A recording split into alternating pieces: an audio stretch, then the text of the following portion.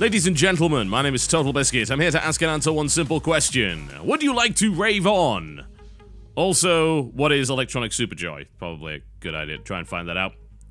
It's the video game equivalent of Darude Sandstorm. Well, something along those lines anyway. It's an ultra-hard platformer. Yes, another one. By Michael Todd. His company's called Michael Todd Games.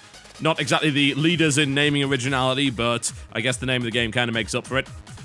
I wouldn't even say it's 8-bit, it's actually not even that. It's a very, let's just say it's a very pixely platformer. But it happens to have a rather interesting soundtrack, to say the least. So we'll get into it and see what it's all about. It's currently on early access.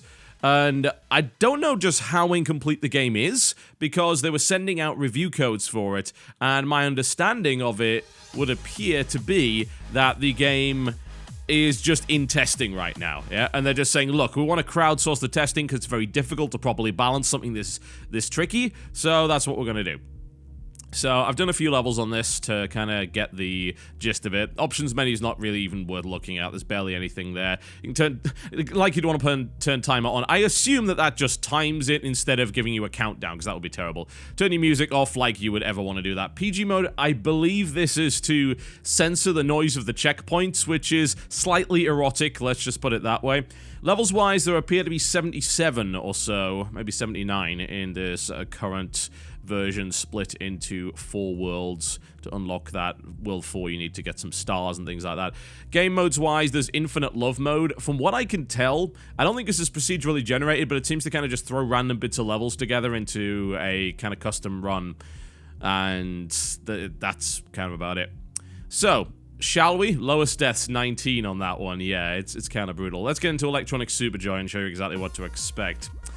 Alright, well, first things first, I hope you like epileptic fits, because this game may very well cause a few of those. I'm going to put a warning in the description about it, actually. I don't know just how valid that is, but some of these levels, it really loves to scroll you along. Some of these levels, it loves to bloody block out half the stuff that's going on the screen. You know? It's a pain in the ass. Now, every time you reach a checkpoint, it will make a sexy noise, but I can't imagine why. They just seem to think that was a good idea. I say they, it was like one guy that made this game anyway. So gaming-wise, it plays, they described it as a combination of Super Hexagon and Super Meat Boy, and that seems fairly accurate. It's got a reasonably similar wall sliding mechanic, and it feels quite a lot like Super Meat Boy as well, honestly. It controls pretty tightly, although this time it controls tightly with the keyboard as opposed to Super Meat Boy, which kind of doesn't. It prefers the controller. And it's a case of just getting to the end of the level. You have an attack, which you can use, this kind of slam attack, which instantly slams you downwards, which I'm using here to bypass all of this nonsense. And occasionally you'll come onto teleporters. In this particular level, as you can see, I think I missed a star there, that kind of sucks, but it blocks your vision in an annoying fashion. But not all levels are like that, not at all. But let's just say there's a decent amount of trial and error as you learn what you're doing. It'll gradually throw different mechanics at you in terms of its level design, but the main mechanics are, there are teleporters, you will, oh god, really? You will use them, you can jump, and you can slam, and you can slide on walls as well. And that's kind of about it. So, if you were looking for something that was super innovative in terms of its mechanics, it is not that. It seems well polished for what it is. Oh, for crying out loud. I keep knowing it's there, but you drop so fast in this game, you don't have a lot of time to react to that. It takes a little bit of practice. There we go, much better. Excellent. Oh, there's a star down there. There's no way I'm going to be able to get that and still get back to the teleporter in time. The fact that the levels scroll is incredibly annoying, good lord. Ah! I want to get that in time. I really do. I don't even know if it's possible. It must be. Oh, come on! You've got to do it. You've got to be absolutely precise in every possible respect.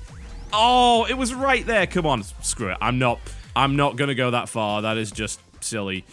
I can't even get through the teleporter on my own. Jeez. There's all of these scrolling levels have a tendency to make you go backwards for the teleporter, which is certainly a rather stressful activity, to say the least. They weren't kidding when they said this was difficult. It is very difficult. Even on level 4, it's already getting to the point of where my platforming skill is exhausted. I just don't really have a lot of platforming skill, I'm going to be entirely honest with you, but I think you see my point. Graphically, it's extremely basic. Extremely. Do I appreciate that? I don't know. I mean, it's obvious that it has a particular art style going for it. It's not an art style that I really dig. I think it's a weird combination of vector graphics and super pixely kind of... I wouldn't even describe this as 8-bit. I'd go like as far as to make up a term like 4-bit graphics, for instance. It's extremely basic, like Atari 2600 level of character models and character design. And it only uses 2 colors in the foreground, being black and white. When there are enemies, it can sometimes be a little bit confusing because every now and again they put some NPCs to give you messages in, and it's like, huh, what's the enemy, what isn't? And then, of course, the background is a bunch of hyper-stylized vector stuff that's got a lot of color in it. And it's like, huh, alright, that's interesting. It's strange that... Oh, come on! I want to go right back there. It's strange that they would decide to do that. Even on the early levels, the checkpoints are very far apart as well. It's definitely not a forgiving game by any stretch of the imagination. You will be doing this a lot. You will be dying a lot. And this is specifically designed for the kind of people... that, 1, have the time, and 2, have the patience for this sort of thing. Guess who doesn't have either of those things? Yup! You guessed it. Platformers are not for me, but I look at them every now and again, because a lot of indie games are platformers for whatever reason. Are they simple games to make? I can't imagine that making a game that is extremely precise and difficult is actually an easy thing to do. Oh, for crying out loud. It must be a very difficult thing to actually balance these levels and have this level of precision. But if you can do it with a single guy and your art assets are close to 0, then I suppose that it's practical. For me, though, if you want to get my interest with a platformer as someone that definitely doesn't like them, you've got to do something really special. This game does not really do that. Yep. It's solid for what it is. Oh, Christ, those accelerate you. It does a good job of introducing different ideas on a level-by-level basis, and it generally does that through hazards, not through individual character abilities. Oh, man, you can't even throw yourself that fast. That's kind of irritating. Oh. At least the checkpoint's reasonably far back. The standout feature for this game has got to be the soundtrack. I don't think there's really any doubt about that. When I played this game for about half an hour prior to this, do my first impressions, and then I went out and bought the soundtrack for $4 because a lot of it's really good. This is probably one of the weaker tracks, but some of them are awesome. Like, they actually remind me of Wipeout. There you go, something like that. These NPCs that I was talking about here. And every now and again, you'll sort of get this little sort of tutorial section where it'll show you a different mechanic, and the little NPCs will tell you how it works. Usually doesn't involve a bunch of different character abilities. I've had Smash for the last few levels, but it'll show how that character ability interacts with the environment. Same with the wall sliding. I appreciate that. Sometimes the dialogue here is actually quite funny as well, and I can also appreciate that too. There we go. The entire game has this very odd storyline going along with it, where it's like, someone stole your butt, so you are attempting to recover the arse, or something along those lines. I don't even know what's going on with that. I'm just kind of ignoring it. Design-wise, I think the overall... Oh, come on. The overall vibe is interesting, but it's definitely not to my personal taste, I've got to say. I think that it would have maybe worked better if they decided to... I say they, it's a he. What am I talking about?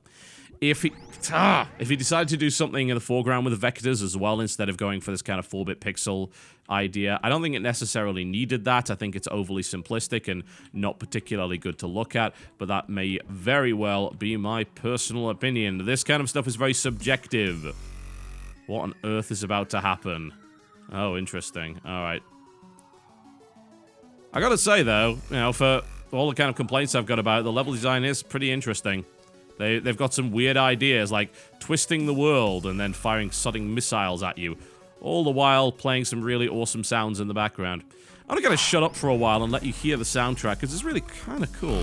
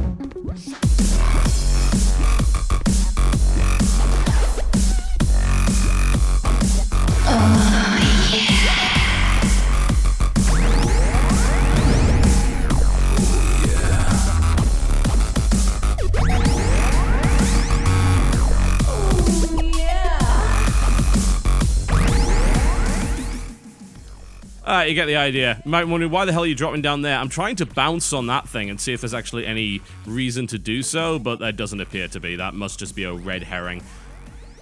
So there you go. One thing that kind of annoys me from a technical standpoint is the fact that every time you go back to a checkpoint, the game sort of stutters for a fraction of a second, which is not ideal, especially when you're talking about a precision platformer. I have a feeling that could affect the game later on. Alright, this is a low gravity level. Alright. So the strengths of the game, level variety and soundtrack. Those would be the two things that I would point to as like the biggest strengths of the game. Every level offers a different challenge. Every level introduces something interesting, and it's certainly difficult, and the soundtrack is phenomenally good. For me, as someone that isn't really into these kind of platformers, this is not going to convince me otherwise. Whenever I look at a game like this, I always view it from that particular perspective of someone that's, like, not super into these really difficult platformers. Oh, that kills you as well, great. And as a result, if you really want to capture my attention, you've got to do something really special. This game doesn't really do anything special enough, but I can certainly see that for fans of the genre, this will most likely be a game that they would want to play. Simply because it's just rock hard, it's masochistically difficult, and the platforming is very smooth, the platforming is very crisp, the controls are good, all the mistakes that you make are your own fault. The game doesn't have cheap deaths. It quite simply comes down to how much you suck, which in my case is evidently quite a lot. God, I don't even see how we can get past this bit. This is infuriating. I'm seeing it kind of pulse out, and it doesn't matter. Even if I touch it, it kills me. I don't know. I personally can't stand it. But it's not because of the game. It's just because I hate this genre. I really don't see the point in it. I don't have the time for that nonsense. The trial and error and the constant retries of everything is just phenomenally annoying to me, and I'm not compelled by it. Doesn't mean it's bad. Not at all. It doesn't mean it's bad whatsoever, but I don't want to play any more of it. If you want to get in on Electronic Superjoy, it's currently $5. The soundtrack is available for $4. No, you can't get it from the game. I tried. I looked in the folders, and everything's kind of locked up tight, so don't even try. Lowest death, 16. That's 26 on Bounce Party. Ugh, Jesus. I am bad at this game. But yeah, for the masochists amongst you, Electronic Superjoy is available right now on Steam, and you'll probably have a whale of a time with it. Myself, I don't want anywhere near this bloody thing. My name's been TotalBiscuit. Thank you very much for watching. I'll see you next time.